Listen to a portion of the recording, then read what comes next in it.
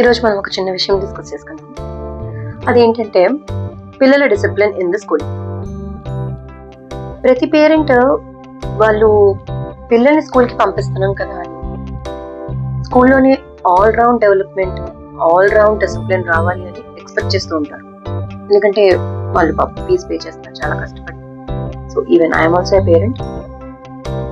So మా పిల్లలు bad words మాట్లాడుతున్నారు, మా పిల్లలు డిసిప్లిన్ లో లేరు, మా పిల్లలు మా ఇంట్లో మా మాట వినట్లేదు, ఇలాంటి డిఫరెంట్ కంప్లైంట్స్ అన్ని వస్తూ ఉంటాయి. నేను ఒక్కటే అడుగుతాను, పిల్లల డిసిప్లిన్ కేవలం స్కూల్లో నుంచి మాత్రమే నేర్చుకోవాలి. మన చుట్టుపక్కల పరిసరాలు, ఇంట్లో వాతావరణం, వాళ్ళు ఎవరితో స్నేహం చేస్తున్నారు, ఇంటి దగ్గర, స్కూల్లో మాత్రమే కాదు ఇంటి దగ్గర కూడా, అండ్ మన ఇంట్లో వాతావరణం ఎలా, ఇవన్నీ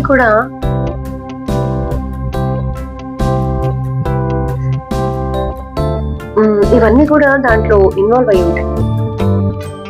ఎందుకంటే ఫర్ ఎగ్జాంపుల్ ఒక ఇంట్లో అన్న ఇంట్లో ఒక పిల్లాడు ఉన్నాడు, వాడు ఇంట్లో పెద్దవాళ్ళు కానీ వాళ్ళ మదర్ కావచ్చు, వాళ్ళ ఎవరైనా రిలేటివ్స్ వాళ్ళు ఏదైనా బ్యాడ్ వర్డ్స్ గా మాట్లాడవచ్చు. వాడు సైలెంట్ గా అప్పుడు వింటాడు. స్కూల్కి వచ్చిన తర్వాత PCDEFG అందరితో చెప్తాడు. ఈ PCDEFG ఏం చేస్తారు, వాళ్ళ ఇళ్ళకి వెళ్ళి దాన్ని యూజ్ చేయడం స్టార్ట్ చేస్తారు. ఓకే, సో మనం ఏమనుకుంటాము, వాళ్ళు స్కూల్లోనే డిసిప్లిన్ లేదు, స్కూల్లోనే వాళ్ళు సరిగ్గా మాట్లాడుకోవట్లేదు, స్కూల్లోనే బ్యాడ్ వర్డ్స్ యూజ్ చేస్తున్నారు, స్కూల్ నుంచే నేర్చుకుంటున్నారు అని అనుకుంటారు. స్కూల్లో ఏ టీచర్ కూడా ఇవన్నీ యూజ్ చేయరు. సో అది స్కూల్ ఒక మీడియేటర్ అవుతుంది మాత్రమే, కానీ స్కూల్ డైరెక్ట్ గా నేర్పించదు. సో ఈ అనే ఇంట్లో కూడా కరెక్ట్ గా ఉంటే పరిస్థితి అది BCDEFG వరకు వెళ్తుంది. So every house is a, అర్థమవుతుంది కదా? I hope you understand.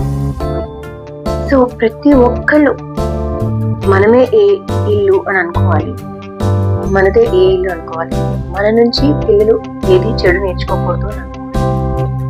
ఇది అందరు పేరెంట్స్ దృష్టిలో పెట్టుకుంటే ఆటోమేటిక్ గా పిల్లలందరూ బాగుంటారు.